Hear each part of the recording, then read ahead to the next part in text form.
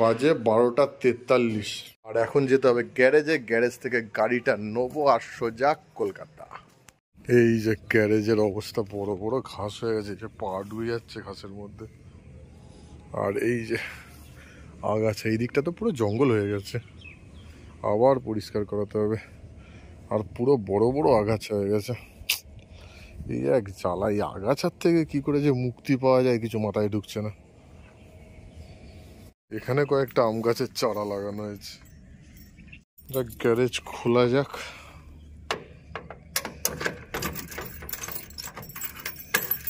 এই যে গাড়িটার কি অবস্থা, ধোয়ার টাইম পাইনি, সুযোগ পাইনি, পুরো নোংরা হয়ে রয়েছে, কিচ্ছু করার নেই। এই অবস্থাতেই নিয়ে যেতে হবে। আর কি গরম, ওরে ঘেমে যাচ্ছি পুরো। চলো গাড়িটা আবার আস্তে আস্তে বার করে নেওয়া যাক।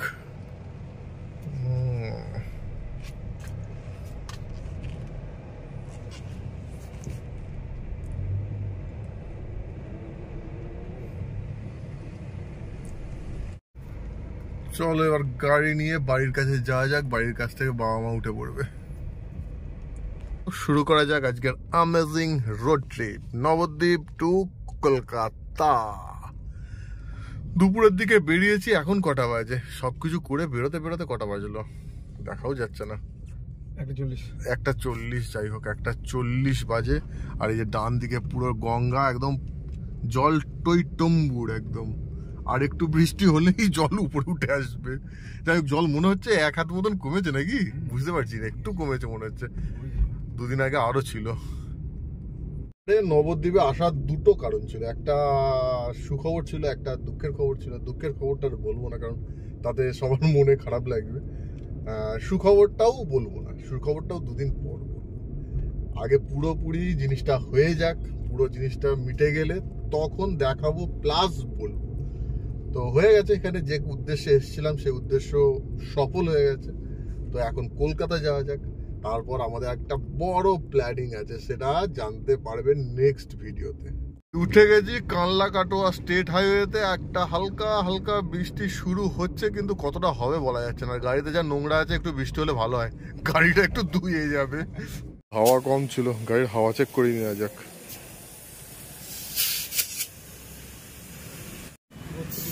এটাই 32 ছিল, এটাই ঠিক ছিল। চলো, হাওয়া দেওয়া হয়ে গেছে, এবার এগোনো যাক। কিন্তু এক একটা চাকায় এক এক রকমের হাওয়া। পিছনে একটা চাকায় 5, এত কম কি করে হয়ে গেল? অন্যগুলো মোটামুটি 30, কোনোটায় 25 এরকম ছিল, কিন্তু ওই জায়গাটায় 5। অবাক করা।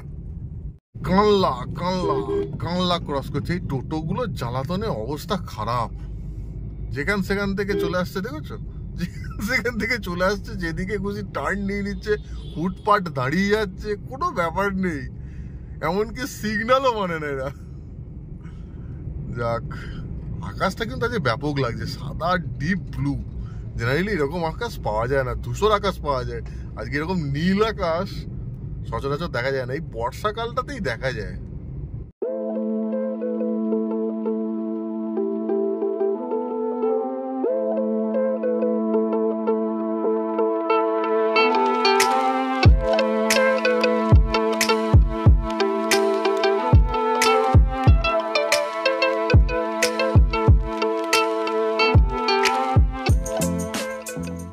এই যে ত্রিবেণী, এখান থেকে আমরা ডান দিক মগরা নিয়ে নেবো। বাবা, কত বড় লরি যাচ্ছে সামনে, এও ওই রাস্তায় যাবে। যাক, ডান দিকে মগরা হয়ে ওল্ড দিল্লি রোড হয়ে ডানকুনি, মগরা ফ্লাইওভার। ও, আগেই ফ্লাইওভার যখন ছিল না, তখন যে কি হ্যাপা হতো, এটা একটা লাইফ লাইনের কাজ করছে।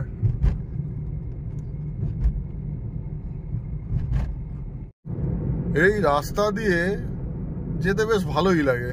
সিগন্যাল কয়েকটা আছে ঠিক কথাই, কিন্তু মোটামুটি ফাঁকাই থাকে, কোনো জ্যামের ব্যাপার নেই, কোনো কিছুর ব্যাপার নেই। কিন্তু এই মোটামুটি 1 বছর থেকে দেখা যাচ্ছে সাঁতরাগাছি স্টেশনের ওখানে এত জ্যাম হচ্ছে, মানে মাথা খারাপ করে দেওয়ার মতো অবস্থা হচ্ছে। আর কিছু করার নেই, দেখি এখান দিয়েই যাই, নয়তো আবার এয়ারপোর্টের দিক দিয়ে গেলেও হয়, 34 নম্বর জাতীয় সড়ক দিয়ে এয়ারপোর্টের ওই দিক দিয়ে, কিন্তু ওখানেও অফিস টাইমে এত জ্যাম হয়, মানে যেদিকেই যাবো না কেন জ্যামে ফাঁসবো। তো ঠিক আছে চলো, যেদিক দিয়ে সহজ হয় সেদিক দিয়েই যাই। তারপর জ্যামটা হচ্ছে ভাগ্যের ব্যাপার। কলকাতায় আমাদের ওই বাড়ি থেকে নবদ্বীপের এই বাড়িতে আসতে ম্যাক্সিমাম টাইম লাগতো 3 ঘন্টা, 3 ঘন্টা 10-15 মিনিট। এখন সেটা বেড়ে প্রায় 4 ঘন্টার কাছে হয়ে গেছে। মানে কতটা সময় বেশি লাগছে। এতক্ষণ মেঘ ছায়া থেকে এখন আবার রোদ উঠছে।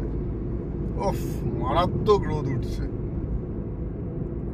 অদ্ভুত, আনপ্রেডিক্টেবল ওয়েদার, আনপ্রেডিক্টেবল।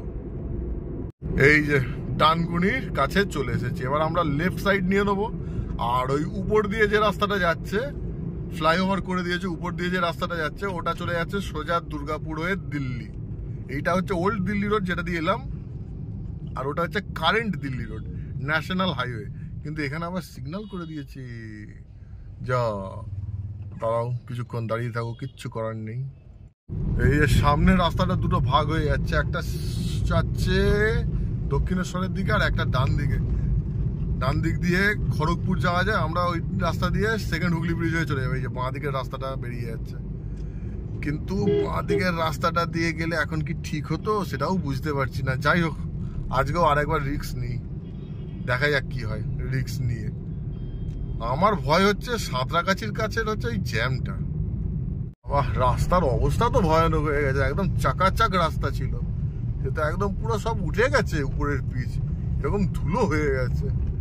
দেখ, আমার গাড়ি নোংরা হওয়ার অসুবিধা নেই, আমার গাড়ি এমনিই নোংরা হয়ে রয়েছে, ধোয়ার সব টাইম পাইনি এখনো পর্যন্ত নেতারহাট থেকে ঘুরে এসে।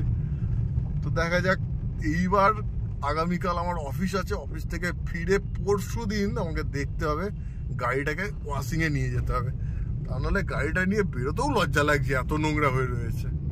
যাক, এবার মনে হচ্ছে আমার রাস্তাটা ঠিক আছে। সত্যি কথা বলতে গাড়ি সবসময় পরিষ্কার পরিচ্ছন্ন থাকবে, ভালো লাগে। আর গাড়ি অপরিষ্কার থাকলে মন থেকে কেমন একটা যেন খিচখিচ খিচখিচ খিচখিচ করে। ছোট হাতিটার অবস্থা দেখো, বাঁ দিকে টাল হয়ে গেছে, বাঁ দিকে টাল হয়ে গেছে, এমন ভাবে লোড নিয়েছে বাঁ দিকে টাল হয়ে গেছে। কিছু কিছু সময় লরিও এমন ওভারলোডে যায়, একদিকে টাল হয়ে যায়, আর খুব রিস্ক হয়ে যায়, যে কোনো টাইমে উল্টে যেতে পারে। ব্যাস, যে ভয় পাচ্ছিলাম মনে হচ্ছে সেই ভয়ে কাজ হয়ে গেল। জ্যাম নড়ছেই না। এই দিকের লেনগুলোয় কোনো গাড়িই নেই, এই লেনটাকে পুরো আটকে রেখেছে। জেনারেলি এই লেনটা ভিআইপি লেন, ফাস্ট ছাড়া হয় ছোট গাড়ি আর বাস, কিন্তু এই গাড়ি আটকে আছে। আর ওইগুলোয় যায় হচ্ছে ট্রাক, কিন্তু এই লাইনগুলো পুরো আটকে আছে। আজকে কখন থেকে এই লাইনটাকে আটকে রেখেছে, ওই দিকের লেনগুলোকে ছেড়ে দিচ্ছে, কিন্তু এই লেনটাকে ছাড়ছেই না। কি অদ্ভুত নিয়ম, এই লেনটাকে ছাড়ছে না কেন? কোনো গাড়ি ছাড়ছে না, জাস্ট দুপা এগোলাম, প্রায় 20 মিনিট হয়ে গেল দাঁড়িয়ে রয়েছি। ওই দিকের গাড়িগুলোকে এই যে ছাড়ছে, আর সব গাড়ি এই লেন থেকে ওই দিকে যদি যাওয়ার থাকে কোনো রকমে চলে যাচ্ছে। কি নোংরাম এগুলো, এর আগের দিনও সেম জিনিস দেখলাম। প্রায় আধ ঘন্টা জ্যামে আটকে থাকার পরে এতক্ষণে একটু ছাড়া পেয়েছি। দেখা যাক আবার কতটা এগোনো যায়। ও বাবা, সামনে আবার জ্যাম, সামনে জ্যাম দেখা গেছে, জাস্ট এটা পার হলেই জ্যাম। আজকে মানে কি বলবো, এই রাস্তা দিয়ে যাওয়া সত্যিই পানিশমেন্ট হয়ে গেছে। যেদিক দিয়েই যাবো, কলকাতায় ঢোকাটাই এখন পানিশমেন্ট হয়ে গেছে, যেদিক দিয়েই হোক না কেন। এই যে সামনে শুরু হয়ে গেল, দীর্ঘকাল ধরে কাজ চলছে, এদিকে গাছ জন্মে গেল ফ্লাইওভারের উপরে, জং ধরে গেল মনে হচ্ছে। সে কবে থেকে কাজ চলছে, যবে থেকে আমি প্রায় 5-6 বছর হতে চললো মনে হয়। এ কবে এইখান থেকে এইটুকু এগিয়েছে, কবে কাজ শেষ হবে, কবে এই ভোগান্তি মানে থেকে পরিত্রাণ পাবো তার কোনো ঠিক নেই।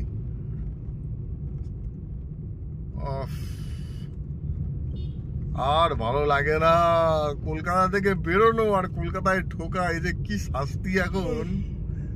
আর যাদেরকে রেগুলার এই রাস্তায় যেতে হয় আমি ভাবি তারা কি করে, মানে মাথা ঠিক রাখে কি করে। এই যে আবার জ্যাম, আবার জ্যাম,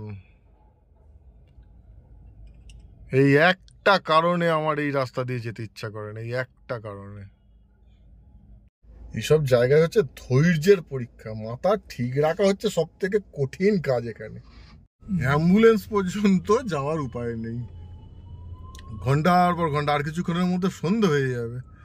দাঁড়িয়ে রয়েছি কটা থেকে, প্রায় 4:05-10 থেকে দাঁড়িয়েছি, এখন 5:19, বোধহয় 1-1.5 কিলোমিটার বোধহয় এগিয়েছি, 1 ঘন্টার উপর হয়ে গেল। এখন সাঁতরাগাছি স্টেশনের সামনে।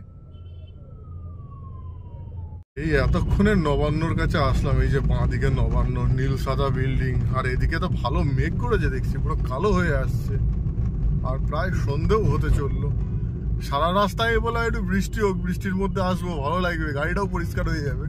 সারা রাস্তা বৃষ্টি হলো না, যেই গাড়িটা গ্যারেজে ঢুকাবো, বাড়িতে ঢুকবো, তারপর শুরু হবে বৃষ্টি, একদম আমি নিশ্চিত।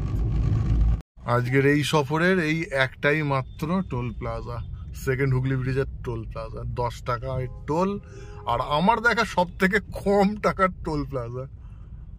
চল বেটা চল নাও।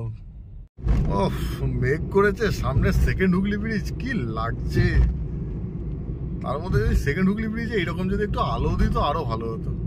সেকেন্ড হুগলি ব্রিজে সেরকম ভাবে লাইট দেয় না, লাগছে কিন্তু ব্যাপক ব্যাপক লাগছে।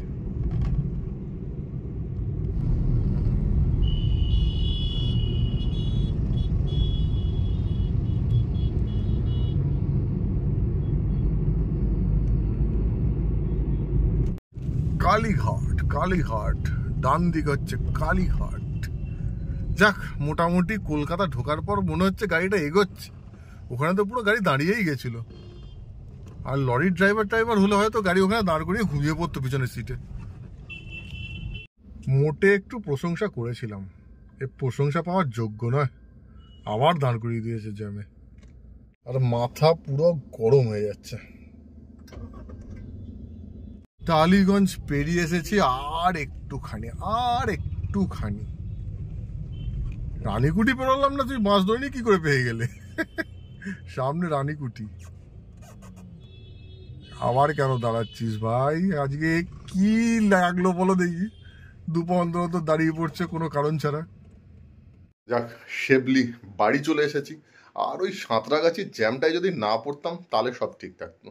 এখন কিছু করার নেই, ওখানে এখন যে কবে কাজ শেষ হবে, মোটামুটি 3-4 বছর লেগে যাবে যা মনে হচ্ছে, আর ততদিন পর্যন্ত এই নরক যন্ত্রণা সহ্য করতে হবে, কিচ্ছু করার নেই।